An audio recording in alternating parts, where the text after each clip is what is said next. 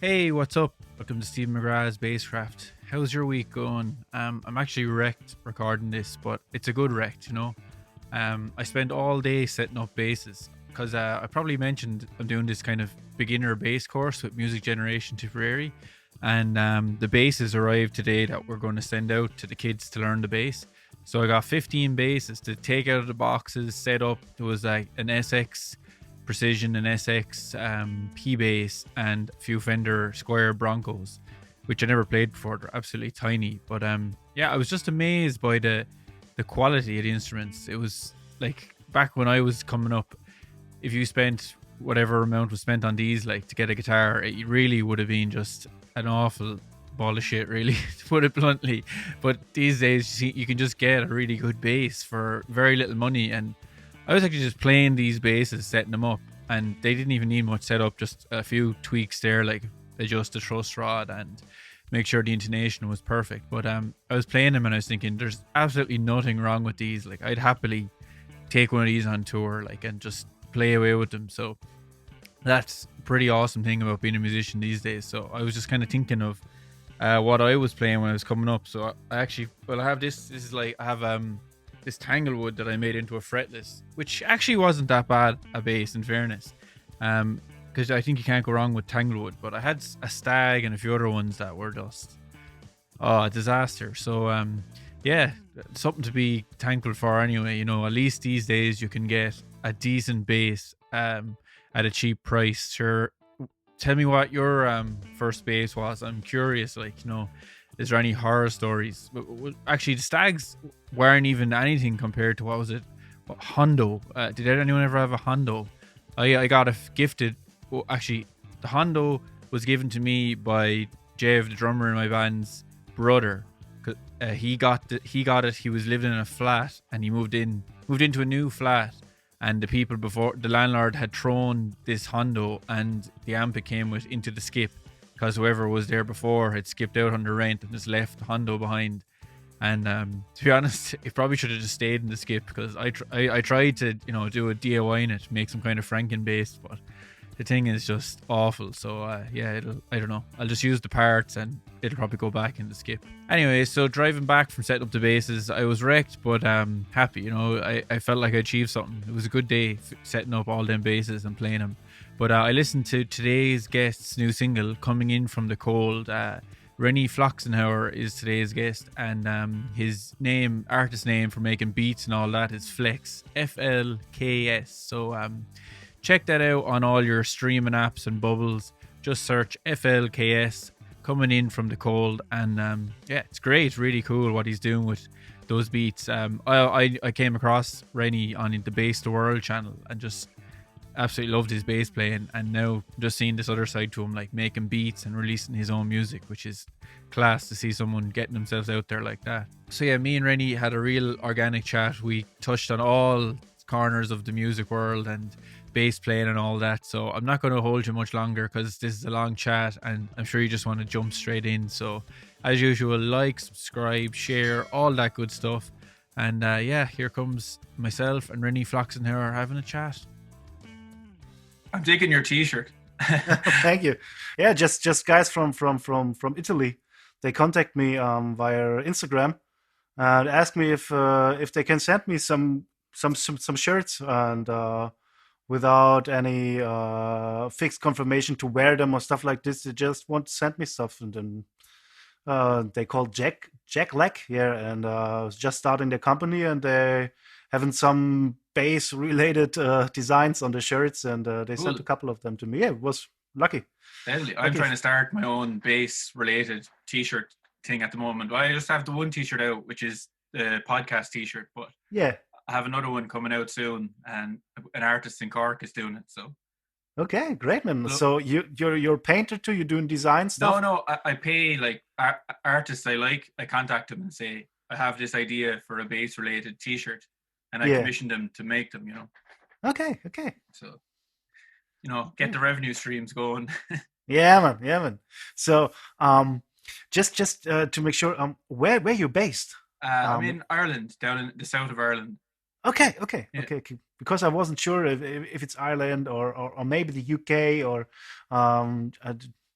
Didn't know, but now I know. That's great. Yeah, definitely Ireland. So how are you getting on anyway? What's going on in your world? I mean, what's going on in our world? I mean, we are in Berlin right now. We're in the middle of a lockdown. This goes ahead till the middle of February, and not that much contacts at the moment possible. But I have to say this year starts pretty well to me because I had a lot of stuff to do till now for bass on demand, just from at home recording for different artists. Co-producing some stuff for other artists and finish their songs, and got also some requests from some beat makers. They want to collaborate with me, and working on a few of my own releases. Next is in the end of January, 26th of January, I think. No, 29th of January. Comes This the next. this will be out in February, so your release will be out when this comes out. So Yeah, yeah. Yeah. so go check it out. What's your beat making name? FLKS, is that it? FLKS, yeah, exactly. It's called Flex. Mm. Because my family name is Flächsenhaar. That's how they pronounce it in Germany. And so yeah, it's somehow a coincidence. Yeah. So Flächsenhaar. Yeah, it makes sense I had to trouble me. pronouncing your name. I did like a little video. I was showing like a bass player I was digging at the moment, and you were the one I Yeah. was featuring, and I just couldn't pronounce your name. People were trying to tell me I was saying it wrong. Yeah, I mean, I can imagine it's pretty hard for people that don't that familiar with the German language to pronounce this name. Even when you see it written down, it's like what I don't know. But I have the same trouble, It's that's somehow the beauty of the Yeah, world, all the you're going to different be things. like the Arnold Schwarzenegger of the bass world. You just said, I don't care. I'm not changing my name. It's staying the way it is. And then you become so well known that it'll seem like everyone always knew how to say that name. It won't be weird anymore. Yeah, maybe. But Yeah, I obviously found you through the Bass the World channel. That's where I discovered you're playing, like, yeah. and loving it. Like, it's just a breath of fresh air. Like, so you're playing so many different styles. Though you're very varied. Like, because obviously this week I knew you were coming on, so I did a proper deep dive. And Okay. you're hitting a lot of like one video you were playing metal. It was kind of a fuzz or something, and you were Yeah. so you do play most genres. Like you're bi-curious in that way. You'll go into anything.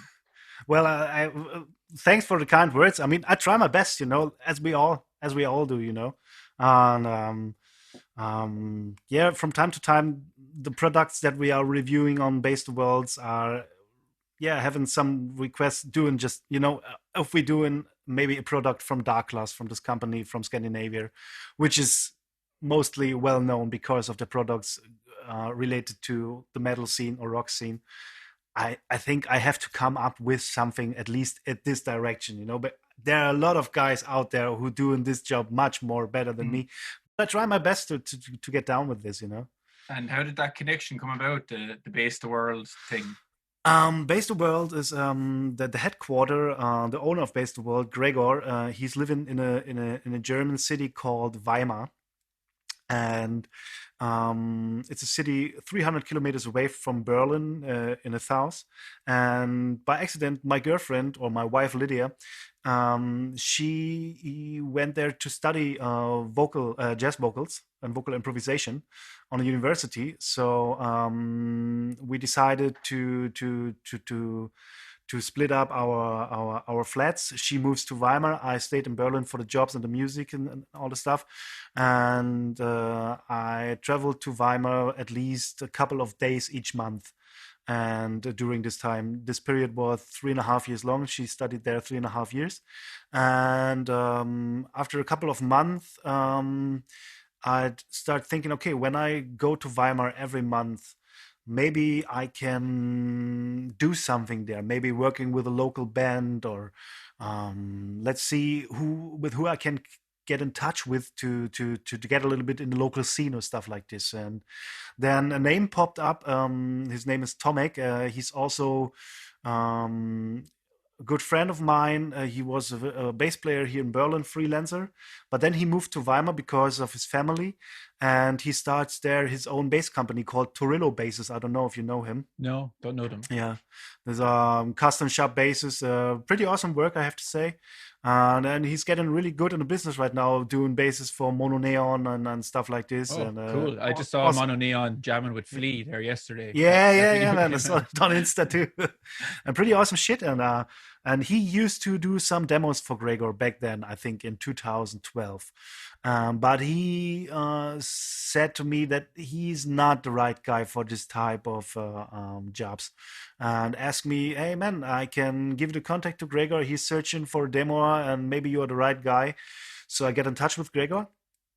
And the next time when I went to Weimar to visit my wife, and then we figured out a date, just to have a hang first, see if we can deal with each other on a Is on a Gregor the personal guy who wise. introduces the videos? Is that Exactly. He's got He's- such a cool accent. It's like the thickest German accent I've ever heard. It is, man. It is totally. And so we figured out a date, and we had somehow a cool vibe with each other. And then we did another date where we're doing just a demo session, just for free, just see how it works, how I can act in front of the camera, how my playing style is, and if everything went fine. So we did this, and he was really pleased with this. And from there on, it goes. Back in that days, we had a session every month. And we also not doing, and this time we also don't doing only paid reviews for products that are entering the market right now. We also did a lot of stuff by our own, just for fun, just to discover pedals and different basses and stuff like this, because to me it was crazy to come to his place at the first time, because it was really the first time that I met a person that had that much of bass gear going on. Aladdin's cave. It's like, whoa, you've got everything. Really, man. And this, that gave us a lot of inspiration just to do some videos by fun, And we did this, and then after I think a year, he got so much requests from companies and stuff like that we started only doing reviews for different companies. And we did this for 4 years, I think, monthly sessions. And then it was the time, I think, where we both not tired of each other in a personal way or stuff like this, but in 4 years when we doing monthly sessions, and in each session we doing something like 5 to 10 videos. That's intense. It is intense, and especially on this long period of time, because I force myself for every session maybe to come up with something interesting, with something that also pleases me, and it's hard. It's hard to do, and to stay on the creative level all the time. And and he also came up with the idea maybe to invite other German or European bass players to the channel to do some reviews, also to make the channel much more popular, And from there on, he invited different people, people like Lars Lehmann from Germany, is a well-known guy, amazing player, amazing slap bass player, and also really, really good teacher, I think. And then he had Ida Nielsen, the former Prince bassist. She did some awesome videos with him, and man, so it turns out that I'm now, I think every 3 months I'm coming there for a session, and I'm glad that he's still with me. That I had a chance to do some stuff with him beside all these great players. For instance, Lars Lehmann is a guy. When I started bass playing, he was doing some work for a magazine, a German magazine called Bass Professor. And his work was really present in this magazine, and I start to discover his name and just have a little research about him, and just discovered his awesome playing skills. So this guy, beside others, were really something like the holy grail I looked up when I start bass playing, And now it turns out that we have somehow the same job on the same channel, which is still a little bit strange to me, because It's I a small think, world. The yeah, bass but world is small. I tell you what happened this week. I introduced this week's podcast, and I checked on my server that there was 6 people listening in Thailand, and I just said at the start of the podcast, could one of the 6 people message me? And within an hour of the podcast being live, I got a message from Thailand, and a guy said, I just searched bass on Tune FM, and your podcast came up. So like, the bass world is very small and very niche. man, If you typed in any other topic, I wouldn't be the first result. Like, or you know what I mean? yeah, It's sure, small. yeah, it's crazy. It's really crazy, And, yeah, yeah, that's the thing with Base the World. I'm still happy to do all this stuff and become really close friends, I have to say, with Gregor during the last years. And it's also, every time I went there, it's not only because of the jobs and staying there for 1 or 2 days doing the jobs, and when the job is done, I'm going back to Berlin. I think every session I enlarge the time that I spent there for another couple of days, 1 or 2 days, just to have some time with him, hanging with him. Yeah, hanging out. Because Weimar is also a really beautiful city and a beautiful landscape all around, beautiful nature side, and for sure he has always some interesting stuff, some interesting bases and stuff that we gig in on, and yeah, it's great. I like what you're doing with the channel, though, the way that the reviews are formed. Like you said, you make up a musical piece instead of I hate the reviews where it's just like, okay, we have this we have it on 12 o'clock now, and you just play it, and I want to hear someone just play the pedal, because that's how you learn what it actually is like to have it yourself, because there's so many variables in the sound of a pedal anyway through YouTube. The person could be, you can make a really good pedal sound great and a bad pedal sound great if you have the right setup. So I just want to hear someone play the thing and make some music, which is what you do, which is perfect. Thank you, man. But I mean, sorry. No, do you like, you were saying, it's not like you just arrive at Gregor's and he's like, here, Rene, make a song with this pedal. You actually get time to work it out. Like, I mean, I'm doing a lot of music at home when I have the time, So my laptop is full with beats and instrumentals and stuff like this, I nearly do every day. I do at least one instrumental or stuff like this, because simply have to. When I wake up, something pops up in my head, or I just have a deeper dive into YouTube to some videos or stuff like this, and then I found some music that inspires me, and then I have to do an instrumental. And as I said, these things are on my laptop, and I always have my laptop with me, and from time to time, he wrote me a mail a couple of weeks before the session. That are the products that we have to do. And then I can think about it already. Okay, maybe this fits for this fits for this. Maybe for this product, I have to build actually a backing track, because it's something that I not usually do or I'm into. And but a lot of the things are, to be honest, are improvised right on the spot in the studio. And and it's because a lot of the things are I don't know if it's with you, when you have a new pedal or a new instrument, somehow I got a feeling that everything, no matter what it is, it says something to you, it gives you some ideas, some input, maybe to take a little different look on what you do normally on other instruments or on other gear, Well, I find with those real extreme pedals, that's even more prominent. Like, I would never, if you were playing a bass line that you'd play on like a real dirty fuzz or a crazy phaser clean, you wouldn't play it. But then when you plug it in, you're like, oh, that sounds really good, these notes. But they don't, it wouldn't come, you wouldn't do it without the pedal, because you wouldn't think of playing in that way. Like, Exactly. And so that's the kind of inspiration that I get mostly out of all products, because I have also the opinion, or I got a feeling during the years, or let's turn it the other way around. When we started doing the sessions, there were a couple of products where I got a feeling, man, I'm not inspired of this bass is bad, or this pedal is bad, or stuff like this. And I can't figure really out how to do anything with it, Yeah. But to be honest, to say something in a situation where you have to do a review, to say something like this, it's not a great value for anyone, that you get out of it. So at least you have to come up with something, and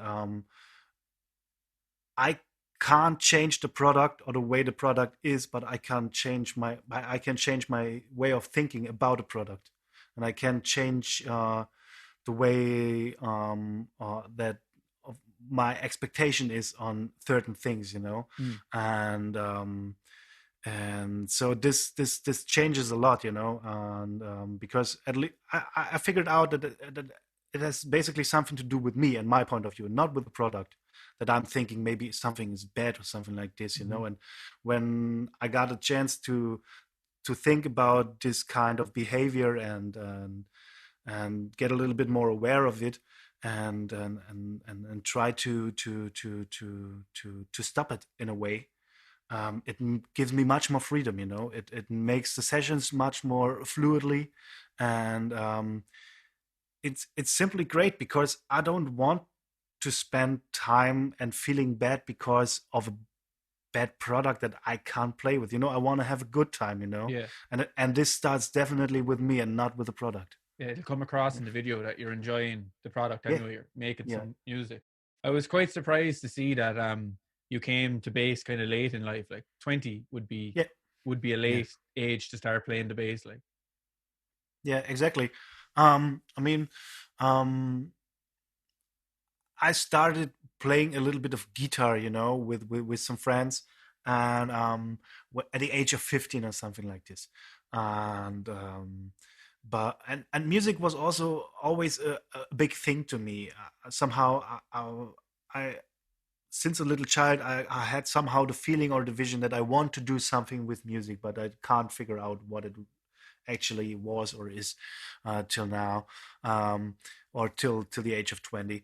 And so as I said, I started playing a little bit around with the acoustic guitar, and then at the age of 20, friends of mine, school friends, basically old school friends, formed a local band in the town where I was born, and they were looking for a bass player, and they had already 2 guitarists, and they both were better than me, so no chance for me to get the guitar slot. Got the 4-string. They said, take the bass. Exactly. We'll take the women. You take the bass. And so that was basically the way I was introduced to bass playing. So and back in these days, it was also like I don't have an instrument by my own. We met 2 times a week in a club that was specially built for the kids in our hometown to get some activities there, like sports or making music, being creative, stuff like this. And they had a bass there, and they had a rehearsal room, full equipped, luckily. And so I spent there 2 years for 2 years with my schoolmates, and we played 2 times a week. And I didn't had a own bass, but after these 2 years, I got a feeling, okay, maybe it's time to buy my own instrument. And that's basically where the journey begins, And we made music. We started with kind of new metalish thing, Korn was a big thing to us, and Limp Bizkit, but also Sepultura, Pantera, and stuff like this. And after 3 years, local gigs and stuff like this, we all decided to move together as a band to Berlin City, maybe to push the thing a little bit further, to rule the world, to conquer the world, to rule the world. Everyone does that. They're like, we're going to make it, and I'm not thinking about any other band. It's just this one band that I started with. Yeah, and so. It turns out just me and the bass player, me and the drummer, just basically moved to Berlin, and the other guys went in other directions because of jobs, because of some personal things, So we ended up in Berlin, the drummer and me, and so I was thinking, okay, what now to do? Maybe I have a look around in the city, just visiting some jam sessions. And that was really, I remember the first jam session I went on.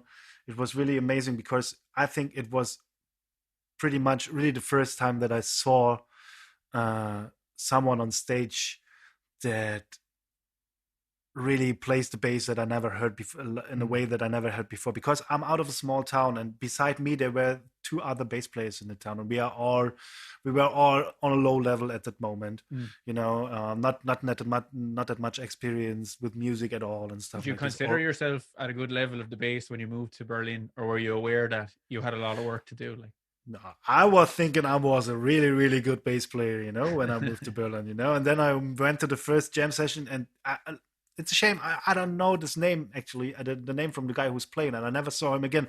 But I remember I was staying, I don't know, something like 2 hours in front of the stage, and was really like, ugh.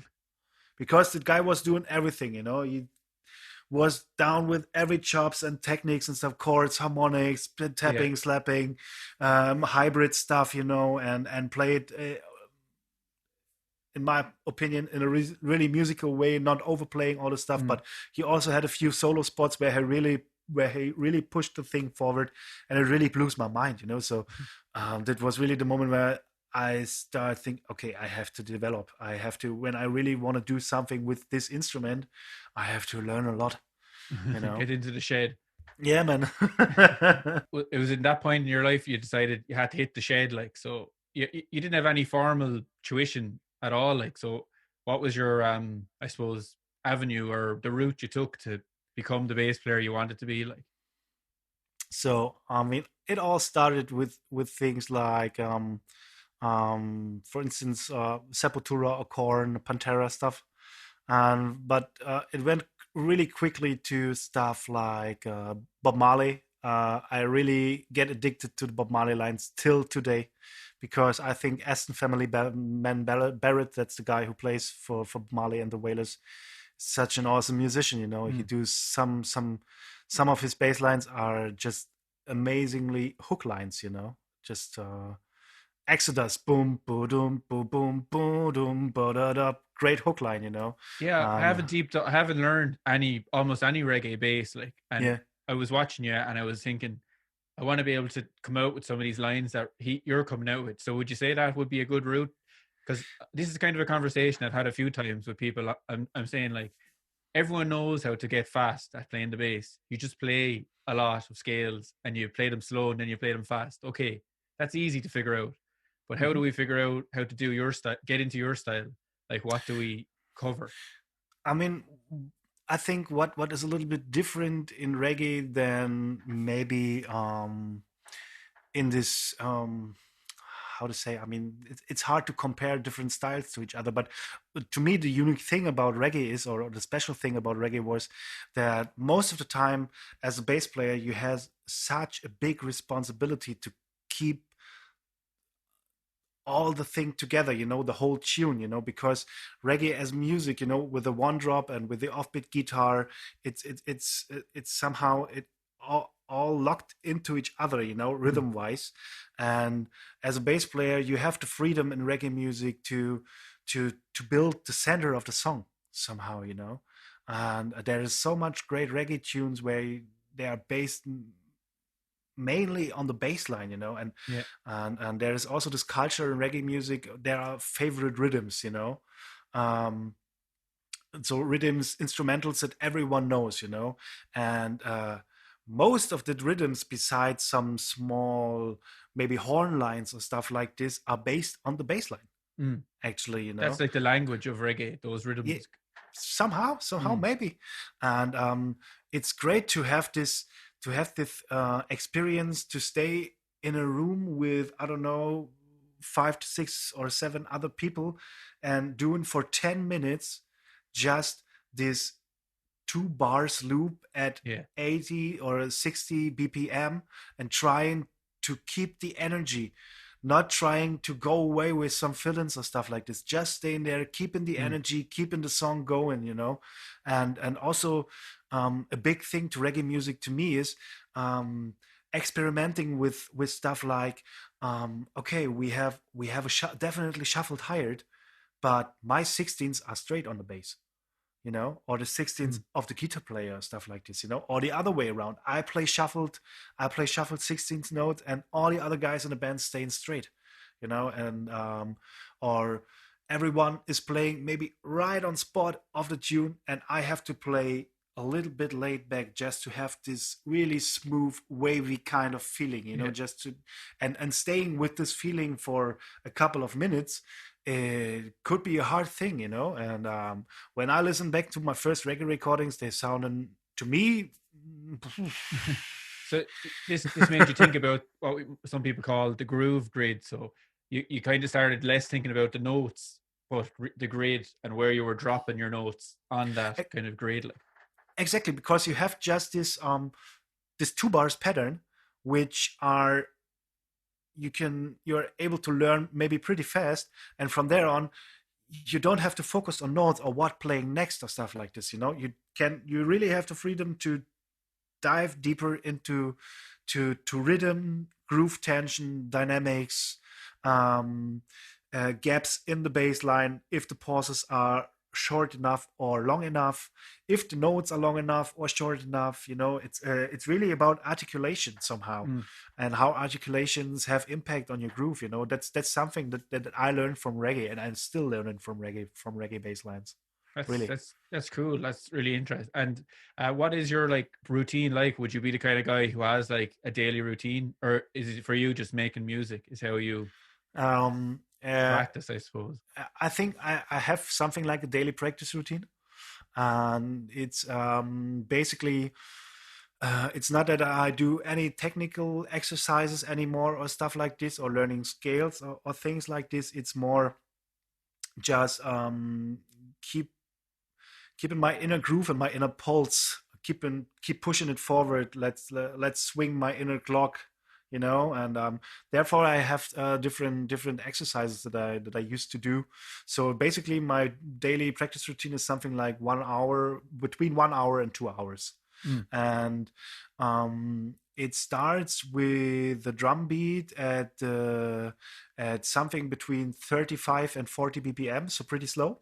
That's incredibly slow for most people. I say there's people whose metronomes have never even gone to that BPM. Maybe, and this drum beat is let's say the whole file is something like 6 minutes long, and in the 6 minutes you have let's say you have some gaps in the drum beat. It starts just with a quarter that's leaving out. Then the next gap would be 2 quarters long or 2.5 quarters long. So, and the quarters get and the gaps are getting bigger and bigger and bigger till the drum break is something like 4 or 6 bars long. And I play over it every time I start my daily routine. I'm just playing. In Germany, they call it rhythm pyramid. It's I start with 2 bars, just quarter notes. Next 2 bars, quarter triplets. Then the next 2 bars, 8 notes. Then the next 2 bars, quarter quintuplets. Then the next 2 bars, 8 triplets. Next 2 bars, 16th note. Next 2 bars, 8 quintuplets. Next 2 bars, 16 triplets. Next 2 bars, 30. How is it called? In English, 30-second notes. Is it? Exactly. 30-second notes, and then going back from the 30-second note all the way down, and having the drum groove underneath it, and every time with these gaps, and the gaps. I find that fascinating. That's your practice routine. I think most people wouldn't focus as much on that, and they might focus on it for a month, and they're like, "Oh, I know that now. I'll move on." But you just do this every day, just to get that pulse. Yeah, somehow, and because I think the reason why I do this every day is because this kind of exercise had a huge impact on me. I remember when I started this, and I started not even that slow. I started with something like 60 or 80 BPM, and I just started with quarter notes and 8 notes, just 2 bars quarter notes, 2 bars 8 notes, and I did this just for 1 week, and my whole feeling for rhythm was somehow changing. Mm. It was really I really could feel how time developed in my body, and how time gets somehow involved in my physically movement and stuff like this, and it was such a wow thing to me. It was really like, whoa, what's this? It's amazing, and let's see how further I can push this. And to be honest, I'm still not there that I can say I push this to the maximum. I think when I push this to the maximum, I would be able to play it with just 10 BPM per minute or stuff like this, but I'm far away from this, you know, and that's just one thing that I do on my practice routine. I think that's basically I do it for something like 10-15 minutes each day. Let's say 15 minutes each day. Then I move further. I just doing just having a click on the one, and then a gap for another 4 bars, and just click on one, just pick.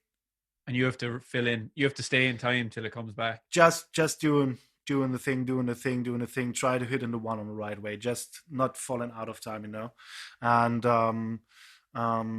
then basically I start with just a 1 bar pattern or stuff like this, or a 2 bar pattern. And when I'm feeling a little bit more secure with the exercise and with the tempo and stuff like this, I start to get doing some fill-in stuff, doing variations, doing maybe slightly field change, from shuffle to straight or back, stuff like this. Then I'm doing exercises with the metronome just on a 16th offbeat accent, just on the second 16th offbeat, or on the fourth 16th offbeat, and trying to push this forward to 120, 140 BPM, because to me it's pretty tough at 140 to catch always this 16th offbeat, because it's getting really fast, to me, and my kind of it's an interesting practice strategy. Like, I think people will take away from this, like, that they've been focusing too much on the notes. They need to start thinking about the rhythms, like, to get the metronome out. To me it's making music and with other people, or no matter with other people, or if I do music as a beat maker, producing stuff at home, to me it's always about this movement, even if there are not drums, or even not a bass, even it's maybe just a piano and the vocals, or it's always about this wavy kind of movement. The groove is everywhere, we all you hear it walking around. Like, if you hear like a train, you can hear. You need to start feeling the pulse, like, as you're going around the world, I guess, in everyday life. Exactly, and that's a thing that I can, I think I can work on for 2 or 3 lives, For me, growing up, the pulse was the electric fence, because I grew up on a farm and we used practice. The fence that the farmers have. Yeah, keep sure. That goes through the electrical circuit of the building, and through all the amps you can hear click, click. It keeps clicking. So we'd be always messing with this. We'd be like, oh, let's play along to the beat of the electric fence. But then we get sick of it and we turn it off and start playing some crazy heavy metalers. Yeah. And that's basically the first 30 minutes or 40 minutes of my daily practice routine. Then I choose any types of drum beats. It don't have to be 4/4, 3/4, 5/4, 7/8, something like this, and start to build a groove on it. Just playing with the groove, starting to improvising and stuff like this. And when I'm feeling the way, I also put another this gap thing back into these grooves, and that's basically it. So and also these grooves are have variations on tempos, so I also do the thing that every 8 bars you maybe you're starting at 60 BPM, and every 8 bars you become just 1 BPM faster. And for another 8 bars you're staying at 61, and then it goes to 62. stuff Okay. like this, or the other way around. You start in on maybe 80 or 120, and after 8 bars, it's just 119. Cool. BPM. Do you have students at the moment, bass students? Because I'd say they find these exercises absolutely killer. Like they're like this sounds hard. Like this stuff to Yeah, do. Like the most hard thing is, to be honest, when from time to time, I do these exercises with some students at the BIM, and it depends really on the student. But sometimes they, when I do this exercise, it becomes 1 BPM faster after 8 bars or slower, and I let them play for, I don't know, a minute or stuff like this, and then I ask them if they recognize something, and mostly they say no. Yes, we actually have some BIM students, old students, coming on the podcast in a few weeks, and I Maybe. even have some students, a guy who's still in BIM. I picked him out as like a one to watch. So, how did the BIM connection come about? Like, I'm talking about BIM in Dublin. That obviously, where's the main one? Is it in Brighton? Is it? I think so. Yeah. I think so. The BIM connection came from the head of the bass department here in Berlin is called Simon Horn. Really, really friendly guy, great teacher, great bass player, basically from Australia, moved to Berlin because of the family, found his love, was a German wife, etc., and start to build up this BIM thing here in Berlin. And he asked me 2.5 years ago to do a workshop, a masterclass for the BIM bass students about double thumping. And so I went there. We all had a pretty good time, and I think a couple of months later, he asked me via mail if I'm interested in starting teaching on the BIM. And at this point, I was a lot on the road with different German artists and international stuff, and so spent a lot of time in aeroplanes, in nightliners and stuff like this. And at this time, I get a little bit bored of it because it's tiring, like it's jarring, yeah, like all that. All the time traveling was a little bit too much to me at this point, and but again, it has something to do with me, not with the work. It's just about me and how I can get the best out of me to get the best out of any situation. So we go through different phases as musicians. Like we're in a phase where we want to be touring all the time, and then you might want to be at home and doing projects in your hometown instead of touring all the time. Exactly. And this time I got to feel, okay, maybe when me and my wife, maybe we want to build a family one day, and maybe it's not the best way to touring all around Europe at this point. So maybe I need some other stuffs, like maybe teaching on an international school like the BIM.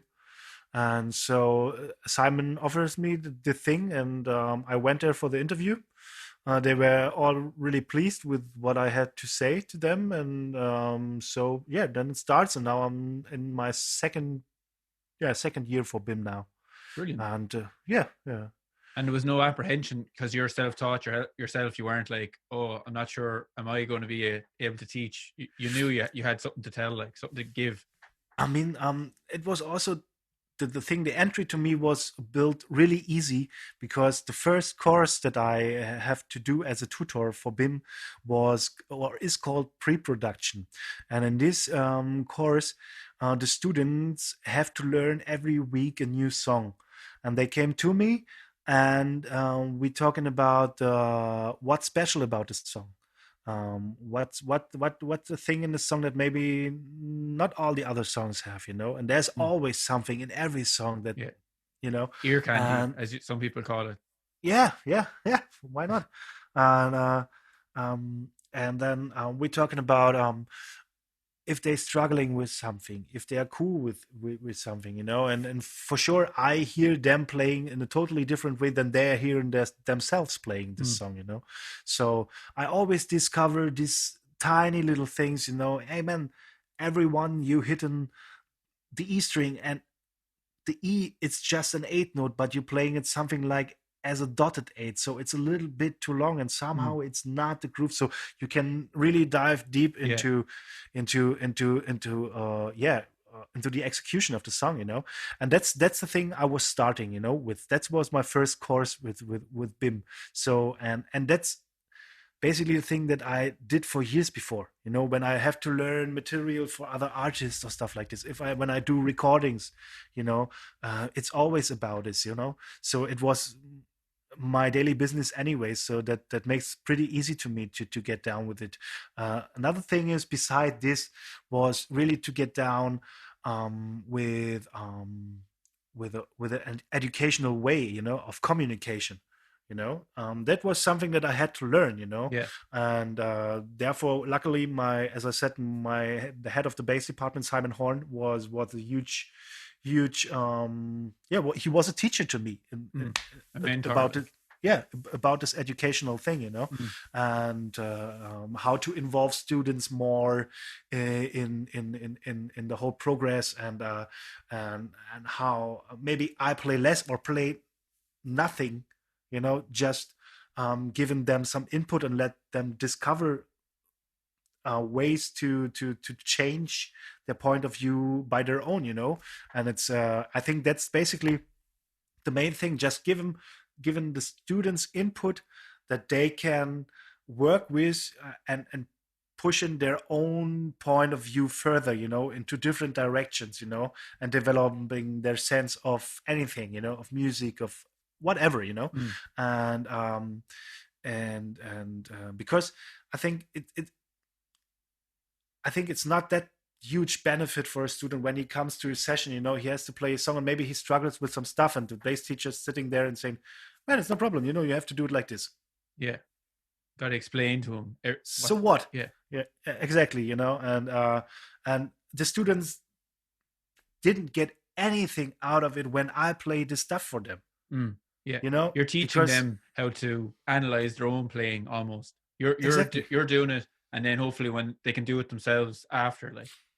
Exactly, and I want to give them feedback to each other, how they're feeling about the performance of their bass player friends and colleagues there, in the classes, and it's great, because it's also have this side effect that they have to communicate with respect to each other, which give them a little bit more of awareness, especially when it later comes to professional situations.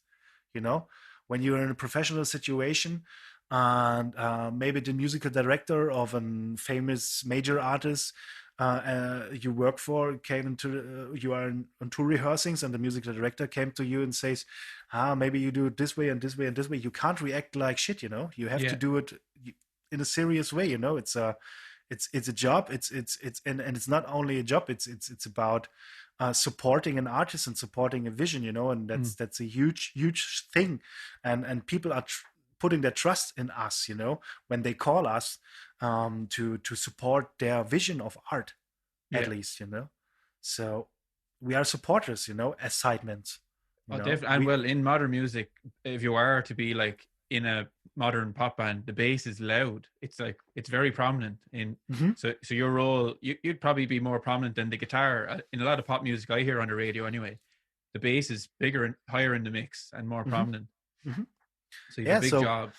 It's a big responsibility, you have to be aware of a lot of things, and as I said, you can't act like, ego driven or stuff like this. You have to be a good hang, as they say. Like, it's, can you play the bass? What they really want to know, are you good to hang out with a lot of the time? Exactly. For these jobs.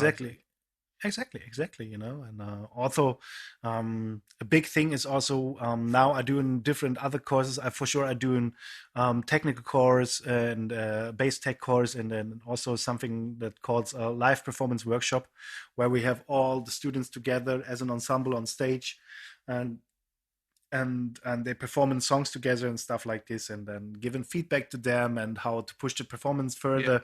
And a big thing always there is when I maybe they finish with the song and I give them feedback, or another student give them feedback, there's always someone in the band who starts noodling. The new, I need to, I know that one. Like, it's what you need is like everyone is plugged into a switch that you have, and you can just mute them all. No, it's to me it's really because it's of I know it's really much fun noodling, and I know it comes out of motivation that you want to play your instrument and you're having fun at the moment, so there's really nothing wrong about it. But when you are in a situation as a team player with a team, and one of the team gets an information from someone else, maybe it affects you as well, and so you can learn too, like, and also you have to, in a music college situation, it's probably hard to get across the idea that music is not a competition. The students might feel like, I'm in competition with these other bass players to be the best, but in the real world, music doesn't really work like that. It's just it's not as black and white as that. Who's the best or whatever. Exactly. And I had also this point in my life where I had this competition thing going on, and it somehow it makes my life much more easier to not have this, to not think about, oh man, I saw this Insta post of this guy, he's playing now with this famous artist. Why the artist call him and not me? Exactly. I'm also good as him, and it's just things that you don't need, and that they don't push you further in any good direction, in my opinion, No, it's not healthy like that to be. Because like I said, in reality, music doesn't work like that. If you're going to get a gig, they'll be like, is he able to play the bass? They'll check out your stuff, and then they want to know, do they like hanging out with you? It's not about, are you the best bass player they've ever seen? They just want to know that you're able to do the job that they're hiring you for. Exactly. But you are, I can tell by the way you're talking, like, you are seriously passionate about like the bass. But so when did you decide like music was it? You were going to be a lifer, as they call it. Like, did things like take off in Berlin straight away, or was there like, I suppose, the period where you were eating beans on toast for a few months and you were broke? Or what do students eat in Germany? I suppose in Ireland it'd be beans on toast, noodles that cost about 20 cents. They kind of taste like sawdust. So I mean, pasta, lots of pasta, exactly the same I did, and I did this for years. And because, as I said, I was not really experienced when I moved to Berlin as a bass player, and so I had to there was a lot of things to discover to me, a lot of basic things to discover, and so it took something like 6 or 7 years actually to get a little bit more down on the bass, and during this time I had jobs here and there, but not that much income, and a lot of pasta, as you're saying, a lot of toast, getting the carbohydrates in. Try not to get running out of money in the middle of a month, that period can only last for so long. It gets old quickly, like being broke and living week to week or month to month. Exactly. And I had this, and during this time I was involved in a lot of local bands in Berlin, and a lot of bands that I was formed. So really band thing, nothing professional put together by someone else, by management or stuff like this. It was really people that met to make music, and I was involved in now, I don't know, in something like 6, 7 or 8 different projects, and every project we tried to push it forward, but nothing happens because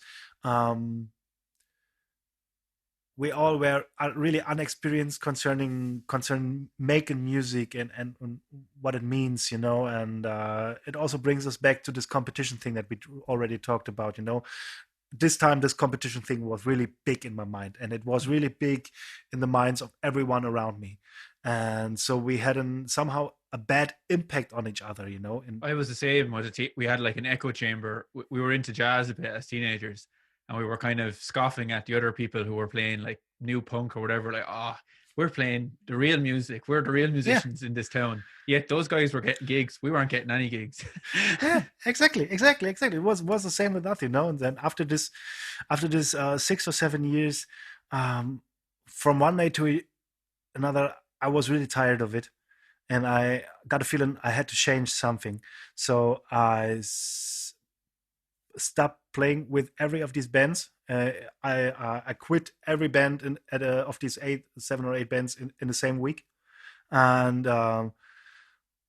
then there was a lot of time to me, because I don't have to go to rehearsals or small gigs or something like this. It was a lot of time to think about it and get an unsure about this decision, and maybe it was a wrong decision.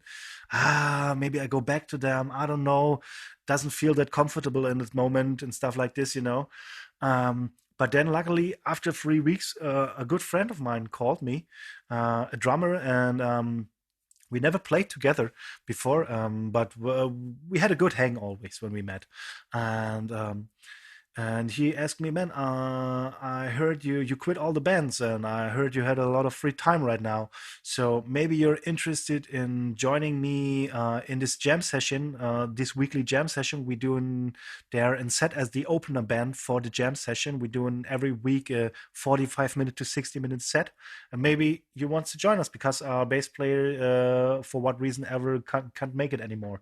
And I said, yeah, man, I have nothing to do. Let's do this, So we started this, and this was in a really cool, small, fucked up club in the middle of Berlin, in the center of Berlin.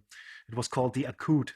And the thing that was really special about this place was that they had jam sessions every week in the evening, every evening of the week, sorry, and every evening, different music, drum and bass, hip hop, world music, blues, rock, funk, whatever, soul, and on in this, and as another special thing on this place was about this place was that every evening all the professionals, the semi-professionals, and even the guys that started playing music, hanging out there together. And they jamming together, so it was a huge connection thing going on, And it until now. It was the only club in Berlin that delivers this kind of thing, where musicians of all levels hanging out together, jamming That's together. class. It's like the musicians' hub, like. Yeah, just having a good time together, And as I said, he asked me about doing the thing once a week. I did this for a couple of weeks. Then I enter another jam session band, so I do this twice a week, and after I think 3 months my phone starts ringing, because every evening or every two evenings that I spent there in a week, I was hanging after the opening set with some guys and some people, and we changing numbers, and stuff like this. So my phone starts ringing after 3 months with jobs, mostly cover music at that moment, but it starts ringing, and I was really happy about it, because it was really the first time that my phone starts ringing. Someone was on the phone and said, "Man, I have this job here. Do you want to do this job with me?" That's brilliant. Yeah, it's paid like this. Are you in? And I said, "Yes, man, I'm in for sure." And I was really happy about it. And in these cover bands, I met other people that I didn't met before, and these people were playing with original artists, were a little bit more into the pop scene, or a little bit more maybe into the avant-garde electro scene, or whatever, And so from there on, the networking thing goes really fluidly, it becomes bigger and bigger. And so after 2 years or 2.5 years of doing cover music mostly, I started to playing a lot with original artists, and another year later I only played with original artists. It was somehow by accident. I just started this jam sessions on this amazing place, and this amazing place had a huge impact for sure on my life, on my musical journey, and that people are offering jobs to me. Without this place, I were on a different point. You were in the right place at the right time, which is most people's, I suppose, what happens, isn't it? When things take off for them, they just hit it at the right time. It was just perfect. But looking at your your discography of people you played with, like, there's a lot of countries there. Like, it's amazing to play, and you've toured in all these countries and absorbed the influences. Yeah. I mean, that is also a thing that comes with being based in Berlin. Because it's a pretty international city. And beside all the people that move into Berlin from all the countries all around the world, you have always people that visiting Berlin for a couple of months, for a couple of weeks, and somehow you get in touch with some of them, and from there on you go on ahead, building relationships to each other, getting in touch, staying in touch with each other, and maybe playing some stuff from time to time, and that leads me to being on tour several times in West Africa, for instance, in Senegal. You're the only musician I know who's toured there. That's unbelievable. Okay. It was so beautiful to go there, and I hope to go there again, because somehow I lost a piece of my heart in West Africa, because it was so overwhelming to me to be there. Really, the first time. I mean, I traveled there and be there on tour with a Senegalese female hip hop artist. She was called Sister Fa, and she was pretty famous in Senegal. So we went there every 2 years to doing there a month of tour. And first time was in 2006 or 2007, I think. And we came there by night with a plane from Europe, landing, going to the house where we're sleeping, and the next morning I woke up at the first of everyone, and was really interested in where I am, what's it's a culture shock, like everything is new.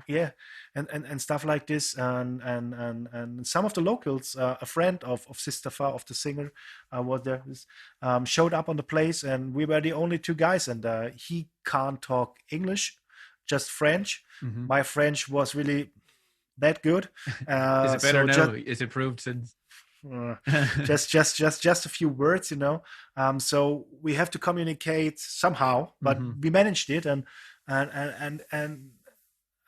I said to him, and I heard that the beach is not far away from here, and I would love to see the ocean, and all the others are sleeping right now, so maybe we have a walk for the ocean. And somehow I managed to get this information to him, and he said, yes, sure, let's go. And on the way to the ocean, which was something like a 20 minutes walk, we stopped on a little shop on the street, and he was buying, I don't know, cigarettes or stuff like this. And in his shop, there was a radio running. And it was really the first time where I heard Senegalese pop music. It's called Malach, and it's basically a mixture of traditional West African rhythms with salsa from Cuba. Mm-hmm. And I remember I was standing there on this shop and hearing this music, and it was like, whoa, never heard something like this before. Yeah. It has such a strong pulse, such a strong rhythm, but I have no clue where is the one. Yeah.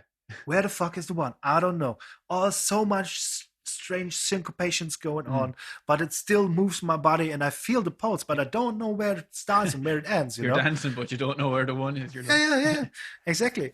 And that was a beautiful experience, because we went back from the beach, and the others, my bandmates, were awake then, and I said, hey, we have to find a radio here in this house. We have to turn on the radio, because this music, you have to listen to it. It's awesome, And we spent, I don't know, 3 hours just listening to the radio all together, the whole band, and was like, what the fuck? I've never been on tour and turned on the radio in the country for inspiration, like the pop radio. That's definitely unique. Yeah, and it was so because it also opens up my view, that we are so rich cultural wise on this world, there is so much to discover, and even in 2 lifetimes you don't have enough time to discover all this beautiness, and I've taken a lot of this with me, from this first tour back to Germany, because as a German in West Africa, being the first time on tour, I don't know how it is, how your point of view is concerning the Germans, but I know a couple of cultures where they thinking, okay, the Germans are always right on time and stuff like this. Well, you were on time today. I was 5 minutes late. they were always really straight, and I'm a pretty German guy concerning this. I knew you'd be on time. Germans are always. So imagine this. we are in Dakar, capital city of Senegal, and it is the morning where we start to go in by bus to the first concert. And our local road manager says, okay, in 2 hours we are going on a road with the bus. So all the Germans, really 2 hours later, points staying in front of the bus. Where are they? We gotta go. No one is there. Of course. 1 hour later, the first person shows up, but we're waiting for laissez-faire. Yeah, we're waiting for another 5 people. So 2.5 hours later, we start doing the drive, and I was really pissed off about it, because man, when you stay in 2 hours, what the fuck, what is going on? It has to be this way. And it really gives me a hard time, till I understand it goes the way it goes. Yeah. You can't force anybody or anything, so it's a cultural thing though. Like if everyone in the country doesn't care about people being late, but if everyone is on time, you have to be on time. So yeah, I mean, I don't think that it's not about don't caring about that much about time or being late. It's maybe also because a lot of things can happen that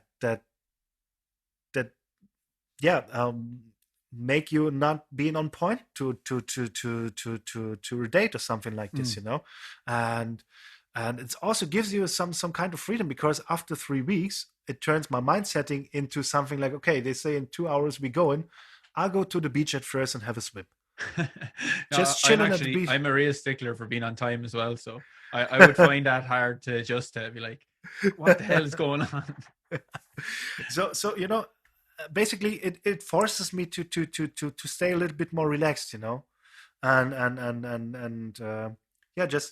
just taking time, and taking my time to go to the beach, to do some breakfast and stuff like this. And yeah, they say 2 hours. Let's see, I will show up, let's say, in 2.5 hours. Let's see what happens. If still not happen, okay, I do something else, and then I come back in 1 hour later, and let's see.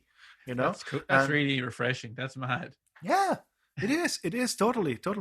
And yeah, it's a great thing. And beside this, we traveled all the time with locals. We were always sleeping on local places on all of the tourings, and it somehow gets a little bit deeper look into the locals and their point of views concerning different stuff and culture and stuff like this, than, for instance, traveling with a nightliner and staying in a hotel. Yeah, and the food as well. If you're eating what the locals are eating, you're not eating some westernized thing. Exactly. You're eating exactly what they're eating. Exactly, and they're showing so much beautiful places to us, and we met in so much people that, in our point of view, maybe they were poor or something like this, but they shared so much with us, they shared, they built the best food, huge plates of food, they all gave us a really, really warm welcome, and it was really overwhelming to me, to have this experience, because here in Germany, for instance, and I can't speak this in general, but from time to time you have these tendencies, that the people are, especially when it comes to this first contact between visitors and locals, that sometimes the people are a little bit rough. No, it's not like that over here. It's the opposite. We have a thing where we have to impress people who are coming for the first time to the country. It's like we're overly nice, Yeah, give them everything, and I think that's great, and I think that's the way it has to be. For instance, we have an airport here in Berlin. It's called Berlin-Tegel, and from this airport you have a shuttle bus going from the airport to the city. And I have this several times that I come from a flight, from the plane, from a gig or somewhere else, with my case, staying in the bus. And in the bus with me are people from Asia, people from Croatia, maybe people from Africa, maybe from the US, from all around the world, and not all of them speak in German, for sure. Mm-hmm. So, but you have this really pissed off bus driver that yells into his microphone that the people have to put his suitcases away from the door because the door can't close. Yeah. and they can't drive with an open door. But he yells this in German, and in a really aggressive way. And it not happens only one time. It nearly every time, you know. And I think, man, that's not a cool welcome, No, you know. it's not a nice welcome to the country when you're getting shouted at in German, because it can be quite an aggressive sounding language, and especially if someone is giving out. Yeah, exactly, you know. And yeah, the Senegal thing, the Senegal tours, just showed me opposite, you know. That's mad. And as well, you went to like Israel, and did you go to South Asia as well, a few other places with different bands? Yeah, we Sri Lanka was in Sri Lanka. I was on tour with some local artists, which was also great because they also had this huge impact of Buddhism on their culture. Not only Buddhism, Hinduism, Christians there, Muslims are there. Every kind of religion is there, and they live in peace together. Great. All creeds together, like it's you walk down a street. You have there a Buddhism temple. Straight over the street, you have a mosque, and 100 meters you have a Hinduism temple or stuff like this, you know, and no stress at all, you know. And in Sri Lanka, the people, because of the huge impact of the Buddhism on their culture, they are it's as you said, for you as Irish people, it's really necessary for them to give strangers a warm welcome, you know. And so it was also a beautiful experience, you know, to go there and be there on tour. And the funny thing about it, these people in Sri Lanka, they have a pop music called baila, like the Spanish word for dance, baila, Baila. And this music is based on 12/8 rhythms, and it's based on 12/8 rhythms. They are not a bit similar, they are similar, like the 12/8 rhythms in West Africa that I heard in the radio. Okay. And when we went to the first rehearsal with the locals, and they showed us some of the stuff that we have to play, and I said, man, this rhythm, it's West African rhythm. Yeah, it's really the same. You know. And they say, no, it's baila music. It's from us. It's Sri Lankan music. You know, it's our thing. You know, it's our culture. And when we are at the place where we're sleeping, I showed one of the local singers. I showed some videos from Senegalese artists and listened to the rhythm, and that was totally new to these guys. And they say, "What? They play our music? What the hell is going on?" Stuff like this was crazy coincidence. That kind of cosmic resonance happens all over the world. Like we have Shano singing in Ireland, but they have a similar vocal style in Scandinavia, like a traditional thing. And you could be listening to our traditional, you know, singing, a cappella singing. So there is that crossover in a lot of cultures. Who I don't know where the connections are, but they go back a long time. Yeah, it's beautiful, man. It's beautiful to discover this stuff, these connections. You know, it's awesome. And is there a traditional German music? Is that what would be like considered traditional German rhythms or music? I mean, it's hard to say. You know, we had, I think, a huge impact on destroying something that you can say as German culture is the Second World War thing, and I think this thing takes a lot away from us, you know. And for instance, I mean, there what you can say is typical German now. I mean, in German there is a pop music. The Germans call it Schlager, and it's a really cheesy pop music. It's always about I love you, you love me, we have a good night together, blah blah blah blah. You know, it's always about is my heart aches, something like this. You know, and I think a lot of German people would consider this as German culture, but to me, German culture is it's a little bit more different. Maybe it's something like Bach. Johann Sebastian Bach. Yeah. Classical music. The king of the bass, you know, the original bass. Exactly, man. The first funky guy. Yeah. And I've seen memes where they put like the gangster glasses on Bach and they're saying he's like a gangster. Yeah. And even push it way further back, you know, way back in history, you know, stuff like German culture to me is when people are celebrating the longest and the shortest day of the year. 21st of December, and what is it, 20th of June? Yeah. The winter solstice and the summer solstice. Exactly, and that things and rituals that are, I think, famous around the world. But yeah, we have one here. We don't even understand where it's in Newgrange. It's like 6,000 years old around, and the light comes through the tunnel, but we don't really know who built it. It's like prehistory, I suppose. Interesting, man. Yeah, and stuff like this, but concerning music, I can't say that there is something really typical German right now. There's different beautiful things, for instance, in the south of Germany, in Bavaria, deep in the mountains, they have music, and a way of singing. I don't know how it's called in English. In German, it's called jodeln. Yeah, it's yodeling. Yeah, exactly. Word, yeah. Exactly, and for sure there is a popular way of yodeling, and it sounds really cheesy and strange. But there is also a really unpopular thing that the people from the mountains are doing, and it's really crazy music. Is it just vocal? There's no instruments backing it up. Yeah, it's just vocal. Yeah, exactly, and I just discovered the film, I don't know, a few years ago with my wife together. It's called Sounds of the Home, and especially about this music from this region. And they showed so much people that I never heard before that played traditional music from this region, that was so beautiful and doesn't sound in my ears German as all. Yeah, but it is. So it's like it was like a culture shock to you, but you were hearing German music. You're like, I never heard this before. What's this? Yeah, exactly. So but somehow I think it's hard to have this cultural identity as a German nowadays. Yeah, with the history, it's difficult, but yeah.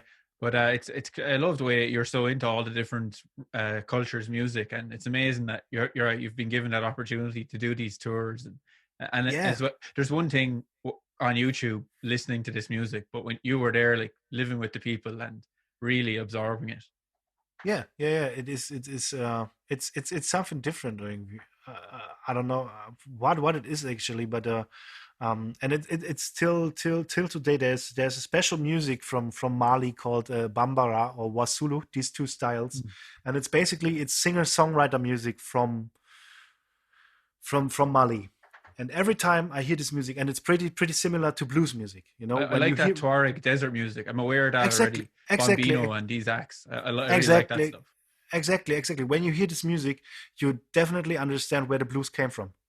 I think, because of the tone material, of the phrasing and stuff like this. And every time I hear stuff like, for instance, Tina Riven from the Tuareg people, it really it touches my heart, and it touches my soul in a deeper way, and I not often have this experience, for instance, with German music.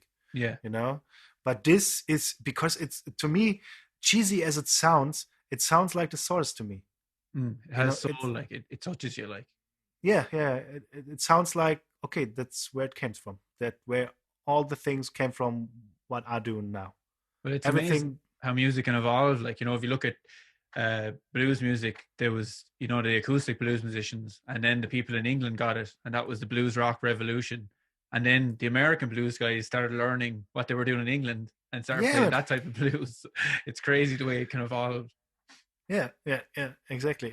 And that's beautiness, man. But I'm interested in your beat making. Is a lot of that done with the bass in hand, or is that just on the computer and you're just deep diving into the sounds and whatever you're hearing in your head?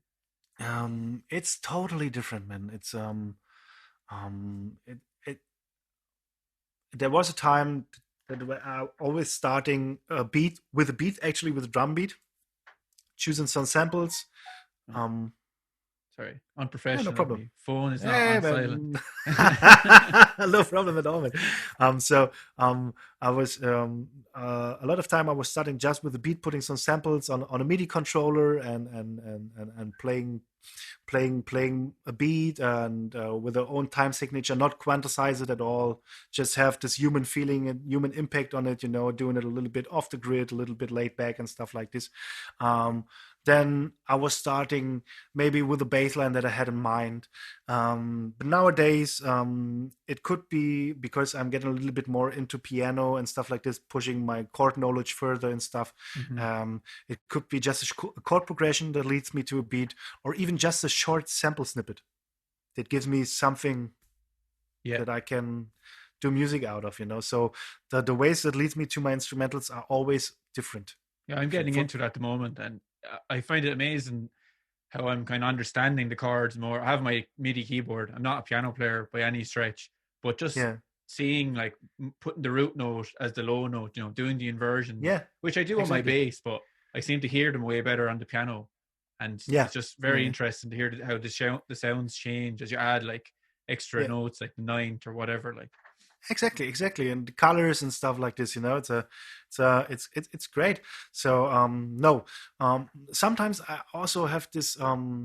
Okay, today I want to do something that sounds like, let's say, it could be the soundtrack of a Tarantino film, but it has to be this strong, laid back hip hop vibe. And then just with this idea in my head, I just start to compose something on my computer, and see where it comes to me, where it leads me. Yeah. And is that in Logic? Is it you're using as your DAW? I use in Logic as a DAW, exactly as a DAW, and basically it's Logic. Yeah, and then I think a lot of beat makers do using different DAWs, and even a lot of beat makers using DAWs at all. They just use an MPCs or stuff like this, Yeah, I think it doesn't matter really what you're doing. What wouldn't you use? Just the creative process is what matters. Like exactly. I think so too. And it's actually it's something that Corona brings me to, because I always had this in mind, to do my own music and doing beats and stuff like this, but it really starts in summer 2020, so 7 months ago right now. And back in June 2020, I got a phone call from a producer I usually work with, and he's a hip hop producer, well known in Germany, also doing some international great stuff. I mean, amazing stuff with Timbaland and Anderson .Paak from USA, from the States. Yeah, I love his style, like the drumming and the singing is so cool. Unbelievable. And this guy who called me is also working with him, and usually I play some bass lines for this producer, but this producer also has his own label where he releases music. And I got his phone call from this guy in June, and he asked me, hey, could you please do some bass on a few tracks of mine? And I said, yes, for sure, but please send them to me in the next 2 days, because in 3 days I left the city and go into a small place in the nature to recharge my batteries, and also doing some creative vacations and finishing my own beat tape. And he said, well, beat tape? Wow, that sounds awesome, man. Maybe when you finish with it, send it to me. I will have a listen to it, because I'm searching for exactly just one artist for my label. One artist is missing. Then I'm full with all my artist roster. And maybe send it to me, and let's see if we can do something together. So till then, I had just the idea to do my own beats, formed in summer as a beat tape, maybe 15 minutes, maybe 20 minutes long, and release them by my own. Just see what comes up. Because I also had the feeling maybe I'm not that much in the beat making scene to release music in a professional way, for where all these crazy beat makers. What all the crazy beat makers are doing, people like Odyssey or other guys, I think they are much more ahead concerning the beat music than me. And Well, there's a technical side to it, almost like yeah, chops on a bass. There's the mixing, which is exactly, really hard to exactly, get right. exactly, exactly. Getting the risers and the Yeah, drops and all these things. yeah, That's a completely different skill totally, and you totally. need to just put in the hours to get good at it. Yeah, and I felt not ready for this, you know. So I just want to do it by my own and just release it by my own. So just a few people of it were hearing it and stuff like this. So, but anyways, it comes different. So these guys called me, and 3 later I come back from my creative vacation, finished the beat tape, sent it to him, and then there was nothing, no call, nothing for another, I don't know, 4 weeks. And I was thinking, shit, he don't like the beat tape. Yeah. I'm there. It was again. I'm not good enough. I'm not good as the others. Blah blah blah. Yeah. A lot of self doubts, you know. And but in the 5th week, phone was ringing. The guy was on the phone and said, "Man, I listened to your stuff. Sorry, I was on vacation too. At first, coming that late back to you, but I was listening to the stuff, and I want to release some of your music for sure. Let's do something together." And it was really like, whoa, that's crazy, because at that point I already was away from the idea to release music in a professional way with this guy. We shouldn't need affirmation from other people, but we kind of do sometimes. We should be able to affirm to ourselves if we're good enough at something, but sometimes you do need it from someone else to really give you that boost. Exactly. And it's so luckily it came to this, that he offers me this contract with his label, so I'm able to release my music in a professional way with them nearly every month, a single, till my album will drop, I think, at the end of 2021.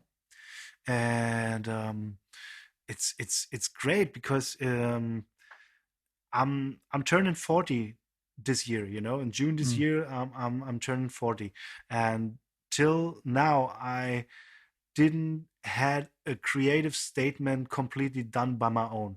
Yeah. And in all my music, all of my music, I think as bass players, we're all in that boat. We're accompanists at firstly, like, you know, and to be able to put something out that's 100% your own statement is amazing. Like, and I was not aware of it. It just pops up when I did my first release, and when I recognize that I start feeling so pleased about it, so well about it, and it gives me a lot of inner peace concerning creativity and concerning other artists' creativity, and supporting them when I co-produce their stuff or writing with them or whatever, you know. And it is such a beautiful experience, you know, because at that, as I said, I was not aware about this topic, that maybe I am an artist too, and maybe I have to release some music too. Yeah, I never was aware of. Yeah. Hey, you're young now. You're only 40. You've got another hopefully 60 years. Maybe what's the average age these days? 110. We should live to it. They're saying so. You've loads of time to release albums. Yeah, let's see. I mean, yeah, that's it with a beat making thing. And I'm totally driven by hip hop, R&B, funky stuff. You know, I'm so into this kind of laid back, playing a little bit behind the beat, you know, and stuff like this. That's things that I really like. You know, I think I got this influence from people like Michel Nigiocello and Pino Palladino, Tim Lefevre. Yeah, he's on those albums, isn't he? Pino. Yeah, he's on the Erykah Badu album. What is it called? I think Mama's Gone. Then the Common album. Forgot his name, and also the Voodoo from D'Angelo and the Black Messiah from D'Angelo. No Beginning, No End from Jose James. Also great album concerning good albums for people to transcribe, to start getting those rhythms into their language. Yeah, exactly, to get them down with this kind of music.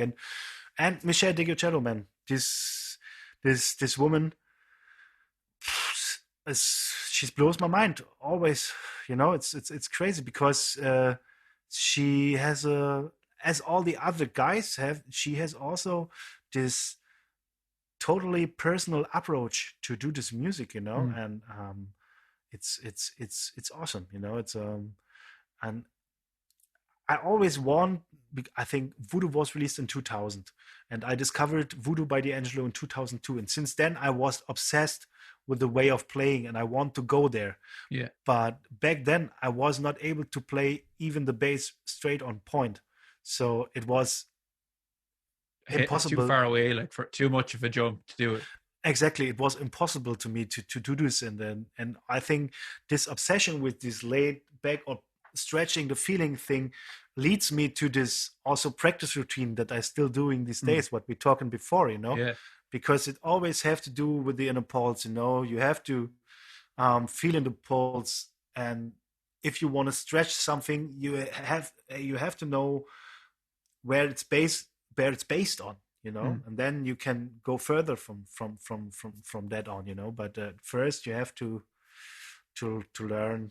learn to nail it in a way, you know. Yeah. And do And you find the thumpy kind of bass sound works for that style of music? Kind of maybe a hollow body or a flat wound P bass kind of sound? Because I have like a bunch of active basses, and I honestly find them hard to dial in the sound that I want. Mhm. There's just so many options. I prefer a passive bass really that I can just plug in Yeah, and get the yeah, sound I want. totally. P basses for sure. Semi hollow basses like Gibson EB. I don't know how it's called. This famous Gibson EB, I think they all whatever, sound the semi same. acoustic Those bass. semi-hollow, they all just sound thumpy, in my opinion. Like whichever one you Yeah, can afford, if you get it, you'll get that sound. Like, semi hollows for sure with flat rounds is definitely a thing to me. Um, Flat rounds on P basses is definitely a thing to me. My latest weapon of choice is this thing here. Oh, sorry. Is this thing here just oh, Squire Mustang? awesome! Uh, Oh, it looks the part. It looks. Is that the new one they brought out? That the body is a little bit yeah, stretched or something. That's cool. exactly. And just with some flat on it, love it totally. The cool thing about a bass is, to me, which also pushes me further as a bass player, I think, is I got the opinion when I'm playing this plug in this bass too hard, it doesn't deliver the sound that I need. Hmm. So The I have to, attack affects the yeah, tone a lot. Like, exactly. So I have to play it really soft, and I even like it the most when I play it palm muted with a thumb and my index finger. mm. And 2 weeks ago, I played my first gig, a streaming gig with this one, Mm. and there were several points on this gig where I have to remind myself not to play the bass too hard, and Yeah. it's crazy, you know, because I was wondering in the middle of a song, why this bass sounds not the way I like, and then Mm. I was looking at my hand, and it was on another position, and I was feeling how hard I plucked the strings, and okay, it's me, Mm. it's not the bass, Yeah, and I'm big. I'm after. That's pretty much all I've played this year is the short scale. I've just got yeah, into it, and it's the one I like picking up at home. I don't know. It's a fun. They're fun instruments.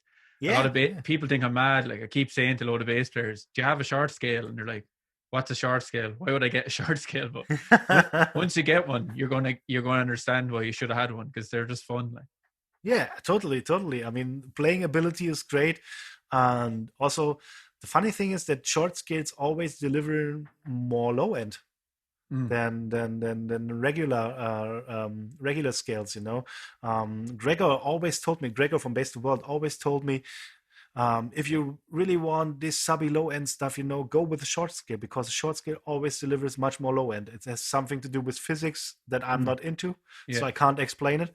But it's definitely true. And they react to And the pedals really well, especially the hollow yeah, body. I love the way when you put a fuzz or a spring reverb, I think they yeah, react really well to it. yeah, totally. Hollow body with plain palm muted with a pick, Yeah, and a little bit of spring reverb. Oh, I love the yeah. I sound, did. man. I did a video on Instagram yesterday with that exact sound. I had the pick, Palm Mutant, spring reverb. Yeah, I heard Love it. it. I heard it. There's one with a green screen in the Yeah, background. I've Yeah, gone yeah. mad with the green screen because I moved my into my house because it was too cold out here in the shed. So I said I Okay. put up the green screen and just play with it. Yeah. Have you? What are your plans for your YouTube channel? Because I know that you only started your own personal channel this year, didn't you? Like instead of just appearing on Base the World. Yeah, I mean, I don't have that much plans. It's just another base for me to put some of my work on, some skits, some ideas, just give it to the people who wants to listen to it. It's nothing that I'm focused on to pushing it further. So I don't have that much plans going deeper into the YouTube business or stuff like this. Okay, so you don't want to start putting up talking and vlogs and all that stuff. You just want to keep doing. You're happy with. Well, you've got a lot going on with the beats. You're trying to make one song a month, so that's a nice challenge. I mean, I release every week. I release one video, one beat, and if I really, as I said, I do every day. I do music. I do beats, and if I really want, I could do 4 videos a week or 5 videos a week, but that's not that important to me. It's just just choosing some stuff that maybe I think it's worth to show it to some people, the people who wants to see it. And that's also, I'm not planning any YouTube business at the moment. You don't want to take over the world just yet. You don't want to take Davey 504's spot. Exactly, man. Exactly. So I'm pretty happy with doing the beats and working as a sideman and producing for other people, and that's things that I'm pretty happy with it. So I don't see anything. You're killing it, man. You're probably much better known in the bass world than you think you are because of appearing on Bass the World. Like a lot of my friends, when I told them I was chatting to you, they're like, "Who?" And I said, "The guy off Bass the World." They're like, "Oh yeah, I know him." Okay, yeah. I mean, I see it from time to time. I scroll to the Bass the World channel, especially when a new session is scheduled, because then from time to time I'm scrolling through the YouTube timeline of the Bass the World channel to see what we did in the past, and maybe have a look, have a listen to some stuff we did, maybe to make it better in the next time for the next session, and then I recognize that sometimes a lot of people are watching these videos, and it's crazy. Yeah, hundreds of thousands, like serious numbers. It's probably the biggest bass channel on YouTube in the top anyway. Actually, I don't know actually, but it's crazy, and I forget about it all the time, because it's not my daily business to do the Bass the World. That's Gregor's business, I'm just the guy who plays the bass, and but. It also happened a lot of times that after a concert, people came to me out of the crowd and saying, "Man, I know if you Bass the World." And it's like, okay, well, cool. Hey, it's great, but you're getting. It's really good that you're getting yourself out there now. Well, with your own releases and your own channel, and people are they'll be able to pronounce your name, René Flächsenhaar. Did I get it right? Flächsenhaar, exactly. Thanks a million for coming on, though. It was brilliant to have you on. And like I said, you were the bass player I've been watching a lot in the last few months and transcribing some of your stuff. So thanks a lot, man. Thank you. Really, it's really class to have you on. And so I get people to check out FLKS on Spotify for your new release, which will be out when this comes out. 29th of January. Is that and where do you hang out mostly? Is it Instagram or YouTube? Yeah. Instagram. Cool. Yeah. Yeah, I'll stick the links on this, and thanks a lot for coming on, man. Thanks a lot for the possibility. Keep on doing what you're doing. Wish you all the best for the future, man.